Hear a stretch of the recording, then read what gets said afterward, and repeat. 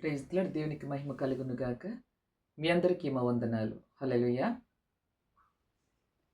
Mark సువార్త 9వ అధ్యాయము 17వ వచనం నుంచి మన వాక్యాన్ని ధ్యానిద్దాం. జన సమూహములో ఒకడు వచ్చి ఇట్లా అంటున్నాడు, ఏమని? బోధకుడా, మూగ దయ్యం పట్టిన నా కుమారుని నీ వద్దకు తీసుకుని వచ్చి తిని. మూగ దయ్యం, దయ్యాలు కూడా మూగ దయ్యాలు ఉంటాయా? ఉంటాయి. మూగ దయ్యాలు ఉంటాయి, చివుడు దయ్యాలు ఉంటాయి, నటించే దయ్యాలు ఉంటాయి, రకరకాల దయ్యాలు ఉన్నాయి. మనకే తెలియట్లే పాపం ఈ లోకంలో కదా. ఏమంటున్నాడు? మూగ దయ్యం పట్టిన నా కుమారుని నీ వద్దకు తీసుకుని వచ్చుతని. అది ఎక్కడ వాడిని పట్టునో అక్కడ వాడిని పడద్రోయును. అప్పుడు వాడు నురుగు కార్చుకొని పండ్లు కొరుక్కొని మూర్చిల్లును. చాలా మంది కొంత రోడ్ల మీద చూడండి, మూర్ఛవాళ్ళు అంటారు కదా, అదొక దురాత్మ, మూర్ఛవ్యాధి. అప్పుడు ఏం చేస్తారు? కీస్ పెట్టుకెళ్ళి చేతులు పెడతారు, మళ్ళీ వాళ్ళ మీద బిందెలతోనో బకెట్ నీళ్లు పోసేస్తూ ఉంటారు. మూర్ఛలు పడిపోతున్నారు, మూర్ఛ దయ్యమంటారు కదా, అదొక దురాత్మ అనమాట. అది కుమారుడు పెట్టింది. నురుగు కార్చుకొనుచు వారిని వెళ్ళగొట్టుడని నీ శిష్యులను అడిగితిని, కానీ అది వారి చేత కాలేదని ఆయనతో చెప్పాను.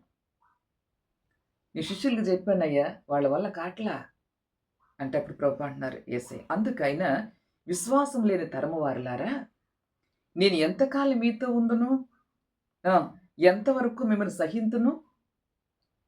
వారిని నా యుద్ధకు తీసుకుని రండి అని వారితో చెప్పగా వారు ఆయన యుద్ధకు వారిని తీసుకుని వచ్చారంట.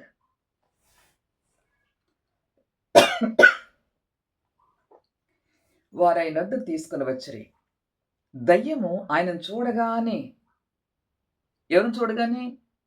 యేసేని చూడగానే దయ్యం వానిని విలవల్లాడించెను. వాడు నేలపడి నురుగు కార్చుకొనుచు పురులాడుచుండెను. అప్పుడైనా ఇది వీనికి సంభవించి ఎంతకాలమైనదని వాని తండ్రిని అడుగుగా, అతడు బాల్యం నుండియే అది వాని నాశనం చేయవలనని తరచుగా అగ్నిలోనూ నీళ్లలోనూ పడద్రోయును. ఏమైనాను నీ వలనైతే మా మీద కనికరపడి మాకు సహాయం చేయమని అన్నాడంట తండ్రి. ఎందుకంటే అది నీళ్ళలో తోసేస్తుంది, అగ్నిలోకి తోసేస్తుంది. బాల్యం నుండియే ఆ దురాత్మ పట్టి పీడిస్తూ ఉంది. ఎంతకాలం అంటే బాల్యం నుండి నీళ్ళలో పడద్రోసేస్తుందంట. అది నాశనం చేయాలని చూస్తుందంట ఒక వ్యక్తిని. అందరూ దేవుని పోలికలోనే ఉన్నారు, కానీ ఎవరైతే బలహీనతకు చోటిస్తారో, పాపానికి చోటిస్తారో, లోకానికి చోటిస్తారో వాళ్ళని పట్టుకుంటుంది ఆ దురాత్మ. పట్టుకుని నేను చచ్చిపోతాను బెదిరిస్తుంది. నీళ్ళ తోసేద్దా దయ్యం వెళ్ళి ఆ వ్యక్తిని, లేకపోతే నిప్పుల్లో తోసేస్తుంది వెళ్ళి. ఏమా బస్సు వెళ్తే బస్సు కిందకి తోసేది. చాలా మంది అంటారు కదా, ఎందుకో బస్సు కింద ట్రైన్ కింద పడిపోవాలనిపిస్తుందమ్మా. నాకు చెప్పారు అలాగని, లారీ కింద పడిపోవాలి, నువ్వు చనిపో అంటుందమ్మా. ఇది తెలియట్లేదమ్మా నాకు అంటే అది దురాత్మ అనమాట. ఆ వ్యక్తిని పడద్రోయాలి, ఆ వ్యక్తిని ఎలాగైనా చంపాలి. అందుకే తండ్రి అన్నాడు అక్కడ, ఆ కుమారుడు తండ్రి వాడిని నాశనం చెయ్యాలని అగ్నిలోను నీళ్లలోను పడద్రోయును. ఏమైనా నీ వలనైతే మా మీద కనికరపడి మాకు సహాయం చేయమన్నాడంట. అందుకు యేసు అంటున్నారు, నమ్ముట నీ వలనైతే నమ్మువానికి సమస్తమును సాధ్యమే అని ఆయనతో చెప్పాను. వెంటనే ఆ చిన్నవాని తండ్రి ఏమన్నాడు తెలుసా? నమ్ముచున్నాను ప్రభా, నాకు అపనమ్మకం ఉండకుండా సహాయం చేయని బిగ్గరగా చెప్పాడంట. అపనమ్మకం లేకుండా, చాలా మందికి నమ్ముతారు కానీ అపనమ్మకాలు ఎక్కువ. జరుగుద్దే లేదో, చేస్తాడో లేదో, అవుతుందో లేదో, అది అపనమ్మకం. అపనమ్మకం లేకుండా నాకు చెయ్యి ప్రభా అని బిగ్గరగా చెప్పాడంట. జనులు గుంపు ఊడి తన యొద్దకు పరిగెత్తుకుని వచ్చుట యేసు చూసాడండి. జనులందరూ గుంపు కూడా, ఏం జరుగుతుంది ఇక్కడ ఈ ప్రజల్లో అని. ఇంత జనం గుంపుగా ఉన్నారు కదా, అక్కడ ఏం జరుగుతుంది? జనాలందరూ పరుగులు వచ్చేస్తున్నారు, ఏం చూద్దామని.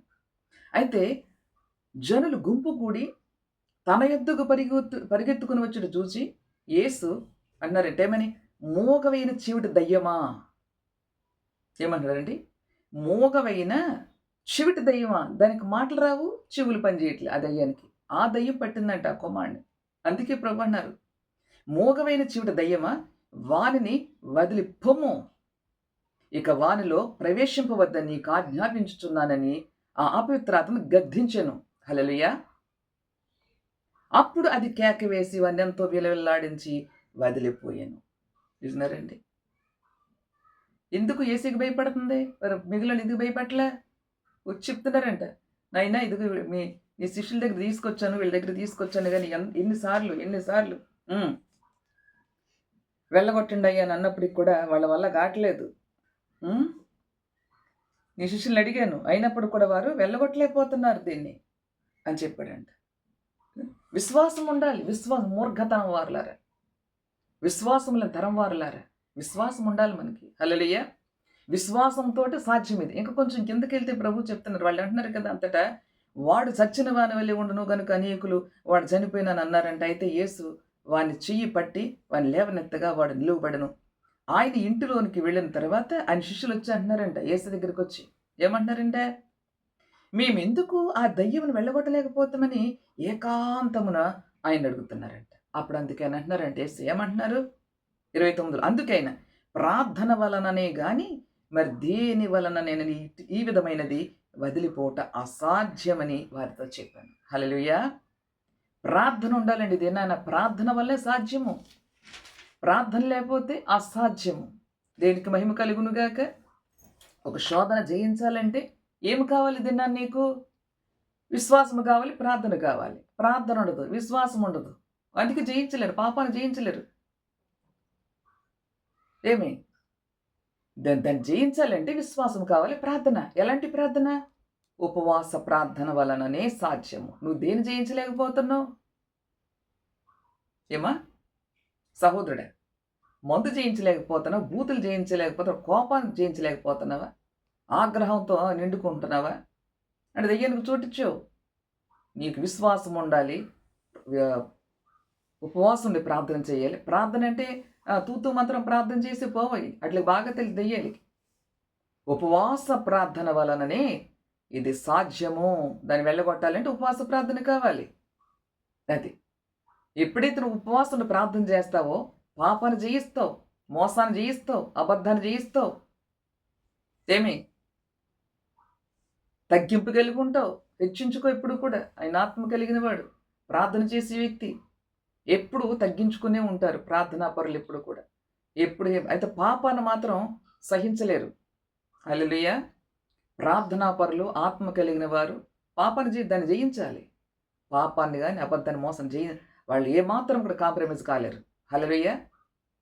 దాన్ని సహించలేరు కనుక ఆ పాపాన్ని విడిచిపెట్టి ఉపవాసం ప్రార్థన చేస్తే పాపాన్ని ఈ యొక్క శాపాన్ని జయించగలుగుతారు, వ్యాధులు జయించగలుగుతారు, ఆ దెయ్యాలు జయించగలుగుతారు. ఏ దెయ్యం పట్టింది? మోసం అనే దెయ్యమా? అహంకారం అనే దెయ్యమా? గర్వం అనే దెయ్యమా? గర్వాన్ని కంఠహారంగా ధరించుకుంటారు కొందరైతే. హల్లెలూయా! అది అలాగే ఉండిపోద్ది. దాన్ని జయించలేకపోతున్నావు. ఇటు జయిస్తేనే పరలోకానికి, లేకపోతే పరలోకం ఉండదు. అది తగ్గింపు ఉండాలి. హల్లెలూయా! మాట అంటే పట్టలేదా? ప్రార్థన చేయాలి. ఉపవాసం ప్రార్థన చేయి. నాలో ఉన్న ఈ అహంకారాన్ని తొలగించు ప్రభువా, గర్వాన్ని తొలగించు ప్రభువా, కోపాన్ని తొలగించు ప్రభువా. చచ్చిపోతాను, ట్రైన్ కింద పడిపోతా, లారీ కింద పడిపోతా. బోలెడు మంది చెప్పారు ఇట్లని. ఎందుకు అమ్మగారు నువ్వు వెళ్ళిపో, చచ్చిపో అంటదంట దయ్యం వచ్చి. హల్లెలూయా!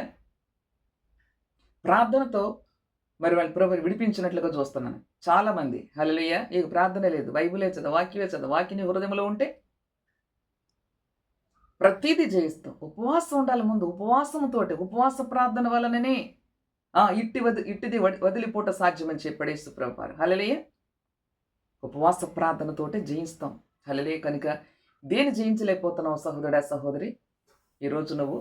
అయితే నీకు ఉపవాస ప్రార్థన కావాలి. ఉపవాసం ఉండి కన్నీళ్ళు విడిచి, హల్లెలూయా!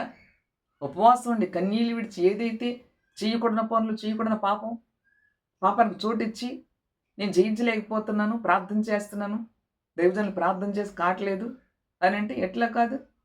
నీవైతే ఆ పాపాన్ని ఒప్పుకుని విడిచిపెట్టి, నేను ఇంక ఈ పాపం ఎప్పుడు చేయను ప్రభువా, ఒకవేళ నేను అదే చేయకుండా పనులు చేస్తున్నావా?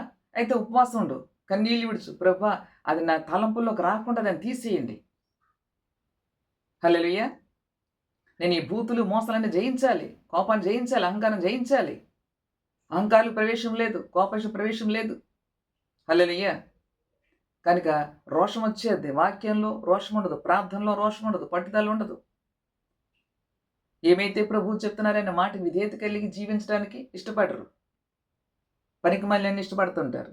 అందుకే జయించలేకపోతున్నావు. మందు జయించలేకపోతున్నావా? సిగరెట్ జయించలేకపోతున్నావా? ఏమైతే నువ్వు జయించలేకపోతున్నావో దాని మీద నీకు జయము చూడాలి, విజయాన్ని చూడాలంటే ప్రభు చెప్తున్న మాట అన్నమాట. హల్లెలూయా, హల్లెలూయా.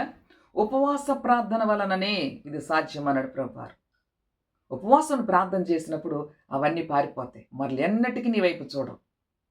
దేనికి మహిమ కలుగును గాక. నేను చిన్న ప్రార్థన చేస్తే కళ్ళు మూసుకోండి. పరిశుద్ధుడైన మా తండ్రి, నాయన మీ ఘనమైన నామానికి స్తుతులు స్తోత్రములు చెల్లిస్తున్నాను ప్రభా. నీ శిష్యులైతే దాన్ని వెళ్ళగొట్టలేకపోతున్నారు అయ్యా. నీ వలనైతే ఏమైనా దయచేసి ఆ యొక్క ఆ దయ్యాన్ని పారద్రోలు, నా కొడుకుని నాశనం చేయాలి, నిప్పుల్లోనూ నీళ్ళలోనూ త్రోసేస్తుంది వచ్చి అని తండ్రి ఏడుస్తున్నాడు వచ్చి. కనుక నీవంటున్నావు తండ్రి, నిజముగా ప్రభు ఇది ఎంతకాలం బాల్య దినముల నుంచే ఆ దయ్యానికి చోటిచ్చాడు కాబట్టి ఆ దురాత్మలైన వ్యక్తిని పట్టి పిడుస్తున్నాయి. వాడు చావలేక బ్రతకలేక ఆ వ్యక్తిని వెళ్ళాడించేస్తుంది. అందుకే ప్రభు నీ దగ్గర తీసుకొచ్చాడు. అయినా శిష్యుల వల్ల కావట్లేదు. ఇది ఏ విధంగా వదిలిపెట్టింది ఏంటి అని అన్నప్పుడు ప్రభు అక్కడ చెప్తున్నావు. ఇది ఏ విధంగా సాధ్యమైంది నీకు అన్నప్పుడు ఉపవాస ప్రార్థనతో సాధ్యమవుతుంది. నువ్వు సాక్షాత్ దేవాదేవుడి, నేను చూడు గజగజలాడిపోయింది అక్కడ దురాత్మ, మోగదే చెవిటిది. కనుక ఈ దినాన్ని కూడా మూగిల్లాగా ఉంటూ ప్రభు కుటుంబాలు విచ్ఛిన్నం చేస్తున్నారు, చెవిటి వారిలాగా ఉంటున్నారు, అన్ని చేస్తూనే ఉన్నారు కార్యక్రమాల్లో. ఇదిగో ఈ యవ్వనస్తుడి జీవితాన్ని పాడు చేయడానికి ఆ దురాత్మ, ఆ మోగ దయ్యం, ఆ చెవిటి దయ్యం ఆ యవ్వన కూడా పెట్టి పీడిస్తున్నప్పుడు అయ్యా నీ దగ్గరికి వచ్చినప్పుడు నాయన నువ్వు నమ్ముట నీ వల్లనైతే నమ్మవానికి సమస్తం సాధ్యమంటే అయ్యా నేను నమ్ముతున్నానయ్యా, నాకు అపనమ్మకం లేకుండా చెయ్యండి అని అడుగుతున్నాడు అక్కడ.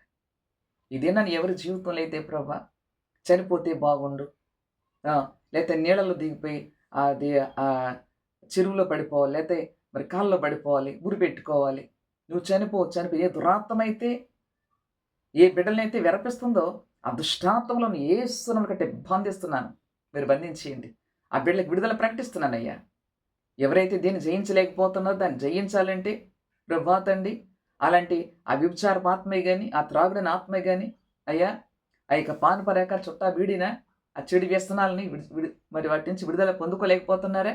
అయితే ఉపవాస ప్రార్థన ఉండాలంటున్నాం. ఉపవాస ప్రార్థనతోటే ఇటు పోవడం సాధ్యం అంటున్నాం. ఉపవాస ప్రార్థన లేకుండా ఉండే అయిపోవు, అచ్చకట పోదు. ఉపవాస ప్రార్థన ఉండే అనుభూలు తీసుకెళ్ళండి. దేవా మీకు ఆకలి లేకుండా చేయండి వారికి. దేవా ఆకలి అనుకుంటూ కూర్చుంటే పనులు జరగవు కనుక కొన్ని అసాధ్యమైనవి దేవా తండ్రి, కొన్ని గడ్డు సమస్యలు వాటిపైన జయం కావాలంటే ఉపవాస ప్రార్థన కావాలంటున్నాం. దాన్ని జయించాలంటే ఉపవాస ప్రార్థన వల్ల ఇటు సాధ్యం అన్నాం.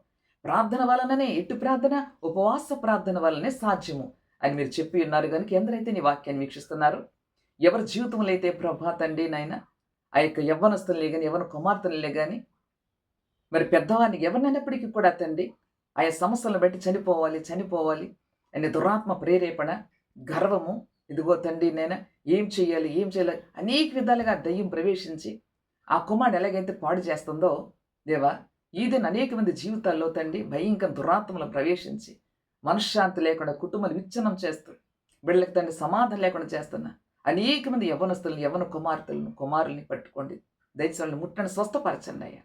తల్లిదండ్రులైన బిడ్డల కోసం కన్నీరు విడిచి ప్రార్థన చేయాలి, ఉపవాసం ఉండి ప్రార్థన చేయమను. ఉపవాస ప్రార్థన వలననే సాధ్యమన్నాం కనుకనైనా నీ సన్నిధి విడవకుండా దేవా నీ సన్నిధిలో యథార్థంగా పరిశుద్ధంగా జీవించే కృప దయచేయండి. చెడు వ్యసనాల నుంచి యవనస్తులందరికీ విడుదల దయచేయండి. దేవా మారలేని పనులు ఏమైనా ఉన్నాయా? చెడు కార్యక్రమం పాలిభాగస్తులుగా ఉంటున్నారా? ఆ చెడు వ్యసనం నుంచి విడిపించండి. ఒకసారి కక్కిన తర్వాత మళ్ళీ కకృతిపడి ఆ వ్యర్థమైనది ముట్టకుండా దేవా వారిని పట్టుకోండి, వారిని దర్శించండి, రక్షించండి. ఏ వ్యభిచారాత్మలు వెనకలాగుతుందో ఆ వ్యభిచారాత్మని అగ్ని తరిమి కాల్చునుగాక. కుమారులు రక్షించండి, కాపాడండి. ప్రతి ఒక్కరిని దర్శించండి అయ్యా. అది యవ్వనస్తుల నుంచి అయ్యా తండ్రి, బాలుర దగ్గర నుంచి చిన్న వయసులో ఉన్నప్పటి నుంచి కూడా పాపం ఏంటో ప్రభా ప్రత్యక్షంగా తండ్రి కనులేది ప్రత్యక్షపరుస్తున్న తల్లిదండ్రులైన వారి సెల్ ఫోన్లు చేతులకి ఇచ్చి కనుక వారికి భయభక్తులు, బిడ్డలకి ఏం భయభక్తులు అంటే చెడిపోయి తల్లిదండ్రులైన వారి బిడ్డలకు చెడబడుతున్నారయ్యా. అలాంటి ప్రభా దయ్యాలకు చోటు ఇవ్వకుండా తల్లిదండ్రులైన వారిని ఫస్ట్ ముట్టుకోండి. వారిని విడిపించండి. ఆ యొక్క తండ్రిని చెడు చూడకుండా, వ్యర్థమైన సెల్ ఫోన్లు చూడకుండా తల్లిదండ్రులకు మారు మనసు దయచేయండి. ఆ బిడ్డలకు కుటుంబాన్ని రక్షించండి.